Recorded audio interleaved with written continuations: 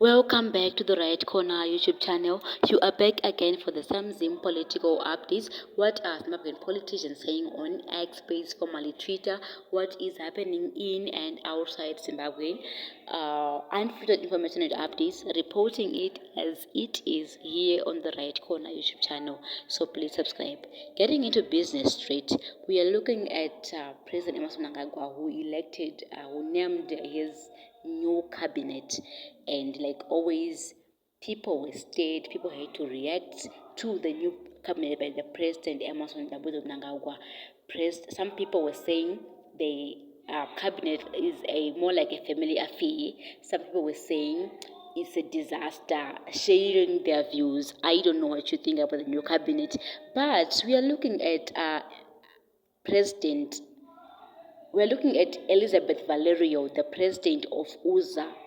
UZA means United Zimbabwe Alliance. It's a political party in Zimbabwe, and the president is a female who took it upon herself to Twitter to post or share what she thinks about the new cabinet from His Excellency President Emmerson Dambudzo Mnangagwa. Let's get to see what UZA president said on Twitter. She wrote UZA statement on President Mnangagwa's newly appointed cabinet. The United Zimbabwe Alliance, UZA, has taken note of the new cabinet sworn in by President Emmerson Dambudzo Mnangagwa on Tuesday. This follows the swearing in of the president and the appointment of the two vice presidents. That is Kembo Mohadi and Constantino Chiwenga. President Mnangagwa's new cabinet fails to meet the expectations of many Zimbabweans who are suffering from a collapsing economy and a moribund local currency. Prices of basic commodities have been on an upward trend, pushing many Zimbabweans, especially the underprivileged, into abject poverty.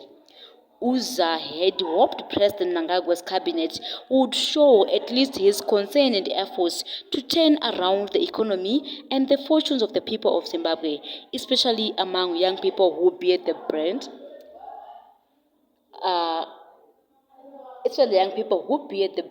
of rising unemployment. Instead, the newly appointed cabinet falls short in a number of respects, the following in particular.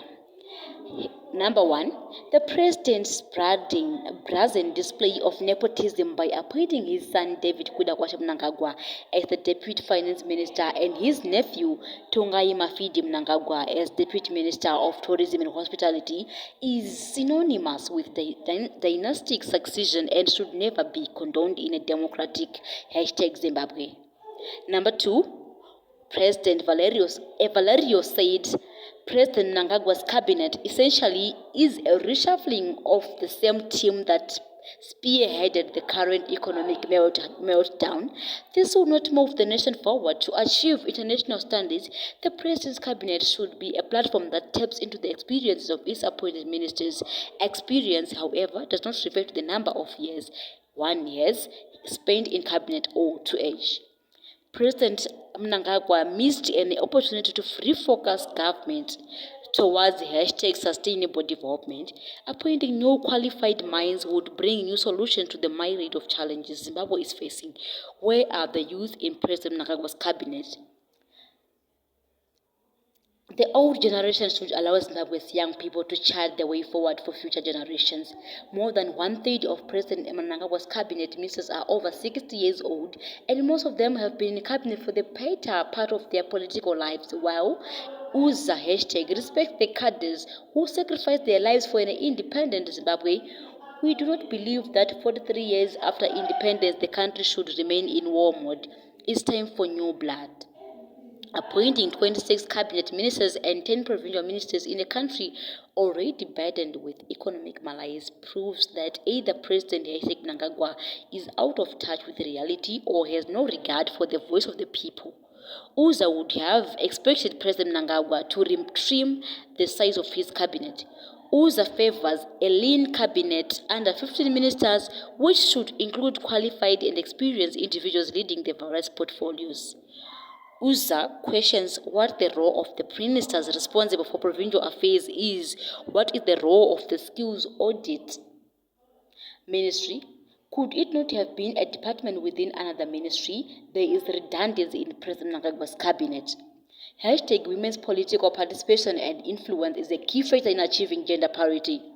The gender regression as President Mnangagwa's cabinet appears to disregard the National Development Strategy 1 NDS1, which targets the integration of gender mainstreaming across all sectors, building on government's commitment toward the national gender policy, gender equality, and gender responsive budgeting strategy.